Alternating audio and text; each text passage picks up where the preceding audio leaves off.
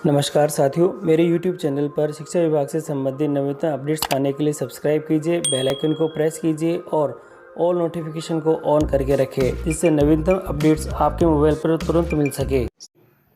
साथियों, NPS से जो 25% राशि जिन लोगों ने अभी तक निकाल दी है और जो निकालने वाले हैं उनके संबंध में एक महत्वपूर्ण आदेश यानी विषय है। राजस्थान सरकार के NPS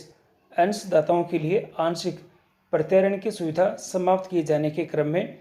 है ये आदेश, और यह आदेश राजस्थान सरकार के निदेशालय और राज्य बीमा और प्रावधान निधि विभाग जयपुर के द्वारा जारी हुआ है। और आप यहाँ देखिए, चेयरपर्सन्स के लिए है, pension and regulatory and development authority को है, और ये नई दिल्ली को भेजा गया है। और इस जो पत्र में लिखा गया है वो कुछ इस प्रकार से है, यहाँ दे रखा है। राजस्थान सरकार द्वारा दिनांक 1/1/2004 और उसके पश्चात राज्य सेवा में नियुक्त समस्त राज्य कर्मचारियों पर लागू NPS को दिनांक 1/4/2022 से समाप्त कर पुरानी पेंशन योजना OPS लागू कर दी गई है। और इस संबंध में दिनांक साथियों 19/5/2022 को अधिसूचना भी जारी की जा चुकी है। और राज्य में NPS योजनाओं के समाप्त हो जाने के बाद भी बहुत से अंशदाताओं द्वारा अपने NPS खाते से आंशिक प्रत्यायन कर प्राप्त कर रहे हैं, जो कि राज्य सरकार द्वारा जारी अधिसूचनाओं का स्पष्ट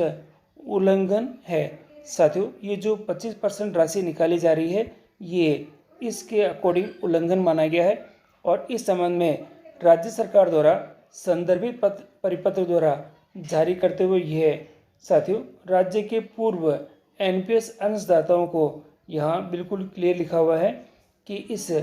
परिपत्र के जारी करने के साथ ही राज्य के पूर्व NPS अंशदाताओं को किसी भी प्रकार के आहरण प्राप्त करने पर तत्काल प्रभाव से रोक लगा दी गई है। यानी अब जो 25% राशि जो NPS के जो पहले कर्मचारी थे वह निकाल रहे हैं और वह अब नहीं निकाल पाएंगे, ये इस आदेश में कहा गया है साथियों। और यहाँ दे रखा है, अतः राज्य सरकार द्वारा जारी परिपत्र दिनांक, साथियों ये इम्पोर्टेंट लाइन है, यहाँ दे रखा है, ये जो परिपत्र जारी हुआ था 28/8/2022 के, उसकी प्रति संलग्न कर ये अनुरोध कर रहे हैं कि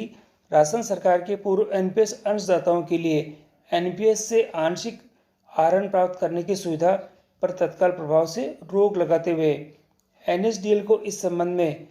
यथोचित जो कार्रवाई करने हेतु निर्देश प्रदान करने का श्रम करावे। तो साथियों यहाँ बिल्कुल क्लियर हो चुका है कि इस परिपत्र के जो जारी हुआ है, और यदि आपने ये परिपत्र नहीं देखा है तो ऊपर आई बटन के अंदर इसके संबंध में जो लिंक आ रहा है वीडियो का, आप उसके यहाँ देख सकते हैं। और इस परिपत्र के संबंध में जो आदेश निकाला गया था कि इस आंशिक प्रत्यायन की सुविधा पर तत्काल रोक लगा दी गई है, और ये रोक के साथ ही अब इन्होंने ये